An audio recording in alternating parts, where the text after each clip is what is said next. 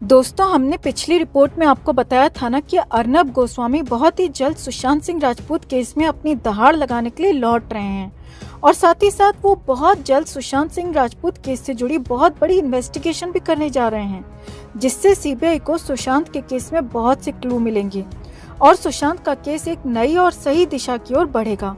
आपको बता दें कि कल रात को रिपब्लिक टीवी में डिबेट के समय फिर से अर्नब गोस्वामी अपने पुराने रूप में दिखे।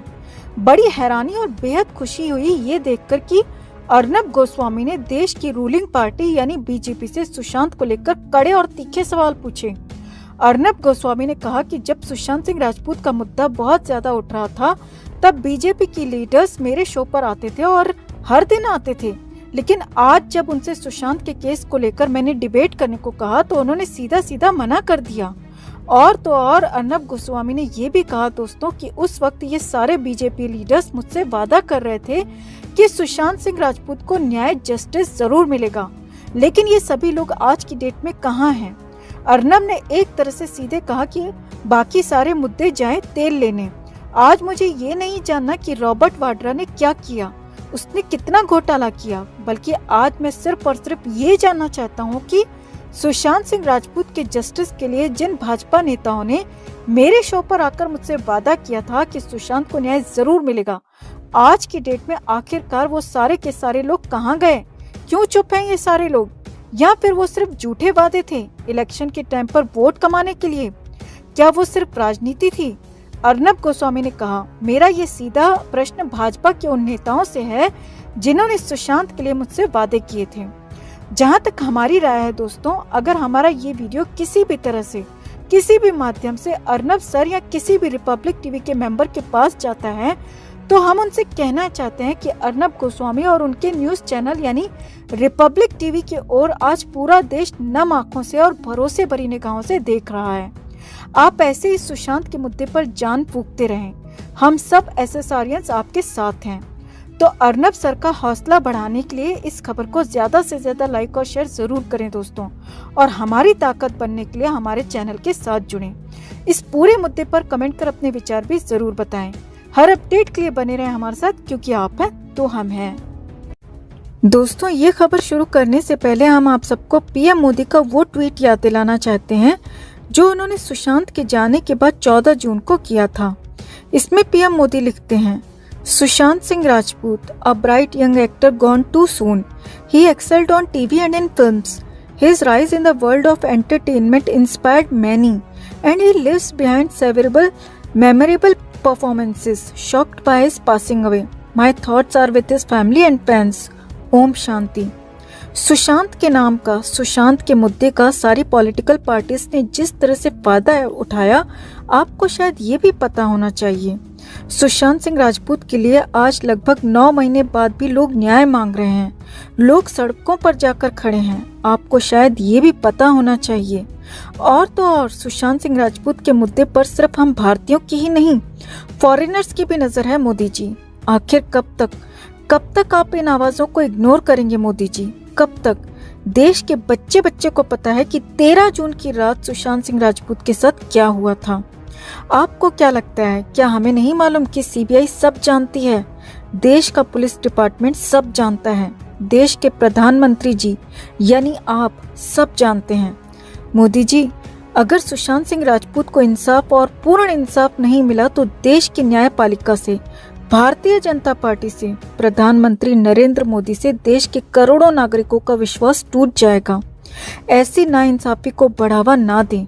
और हम मांग ही क्या रहे हैं? सुशांत के लिए सिर्फ इंसाफ, जो हर एक इंसान का, हर एक भारतीय का अधिकार है। तो प्लीज हमें सुशांत के लिए इंसाफ दिलवा दें। हम सब करोड़ों भारतीय, करोड़ों एसएसआरियंस हाथ जोड़कर आपसे विनती करते हैं कि अब इस मामले में आप दखल दें और हमें सुशांत के लिए न्याय दिलवा दें। दोस्तों, आप भी कमेंट कर पीएम मोदी से रिक्वेस्ट करें और इस खबर को भी ज्यादा से ज्यादा लाइक और शेयर करें ताकि हमारी आवाज और बुलंद हो सके। हर अपडेट के लिए बने रहें हमारे साथ, क्योंकि आप हैं तो हम हैं। दोस्तों, फेक टीआरपी केस में ईडी ने इंडिया टुडे से पूछताछ करना शुरू कर दिया है, तो फिर सच्चाई अब बाहर आने लगी है। असली चैट तो इंडिया टुडे और बार के ऑफिशियल्स के बीच की थी, जिसको तो दिखाया ही नहीं गया। सिर्फ अर्नब गोस्वामी के चैट्स वायरल किए गए, जिसका मकसद था सिर्फ और सिर्फ अर्नब गोस्वामी की इमेज को खराब करना। चैट्स पर चैट्स की प्रिंट निकालकर अर्नब के खिलाफ चार्जशीट में मुंबई पुलिस ने ऐड किया, जिसमें मैक्सिमम बातें पर्सनल थी दोस्तों। कोई टीआरपी वगैरह से रिलेटेड चैट मिली ही नहीं, वरना उसको भी वायरल कर दिया जाता। और जिस फॉरेंसिक एक्सपर्ट ने टीआरपी रॉ डेटा की एनालिसिस की है, अब उस पर भी सवाल उठने लगे हैं, क्योंकि उनका पुराना रिकॉर्ड इतना अच्छा नहीं रहा है। ईडी के टीआरपी केस में एंटर करने के बाद अब लोगों को भी समझ आ गया है कि हर चीज सिर्फ और सिर्फ अर्नब गोस्वामी से बदला लेने के लिए की जा रही है और उनकी इमेज को खराब करने की पूरी कोशिश की जा रही है। आपने तो देख ही लिया है कि लिबरल्स कैसे उछल उछल कर उनके पीछे पड़े हुए हैं, पर कोई फायदा होता नहीं दिख रहा। महाराष्ट्र सरकार की इमेज ठीक नहीं होने जा रही। जिस तरह से उन्होंने पालघर और एसएसआर केस में लीपापोती की है, उससे लोग समझ गए हैं कि कौन सच्चा है और कौन झूठा। हो सकता है अर्नब ने कुछ गलत भी किया होगा दोस्तों, या महाराष्ट्र गवर्नमेंट ने काफी अच्छे काम भी किए होंगे, पर जहां लोगों को उम्मीद थी सरकार ने वहां ठीक काम नहीं किया और अर्नब ने सच्चाई का साथ दिया। अर्नब को अरेस्ट करने के लिए साम दाम दंड भेद सारी नीति सोनिया सेना अपना ले, फिर भी कोई फायदा नहीं, क्योंकि सारा देश समझ चुका है कि कौन सही है और कौन गलत। और जिस तरह से हाथ पैर मारे जा रहे हैं अर्नब के मुद्दे को तूल देने के लिए, उससे सब कुछ साफ होता जा रहा है। कोई भी अर्नब का कुछ बिगाड़ नहीं पाएगा, क्योंकि अर्नब के साथ पूरा देश खड़ा है, देश से सपोर्ट है उसे। और हमारी रिक्वेस्ट है उन लोगों से जो चापलूसी की हद पार कर रहे हैं, कुछ तो शर्म कर लो। इस पूरे मुद्दे पर आप क्या कहना चाहेंगे दोस्तों, कमेंट में जरूर बताएं।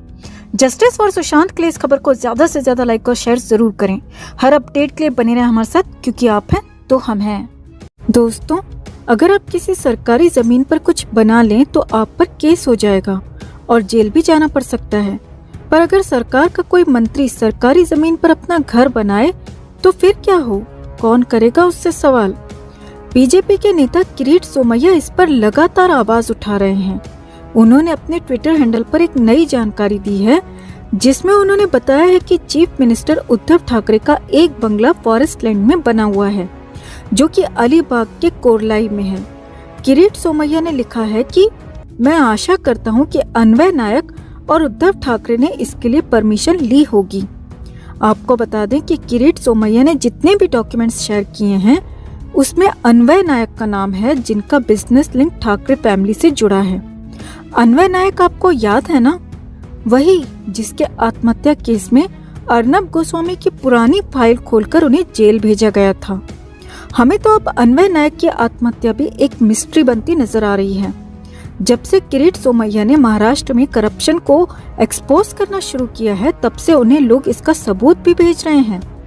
एक दिन पहले ही किसी अननोन पर्सन ने उन्हें स्कैम से रिलेटेड 25,000 डॉक्यूमेंट्स भेजे हैं। अब देखते हैं इसमें और किस किस का नाम आता है। इस पूरे मामले पर आप क्या सोचते हैं, कमेंट में जरूर बताएं। हर अपडेट के लिए बने रहें हमारे साथ, क्योंकि आप हैं तो हम हैं।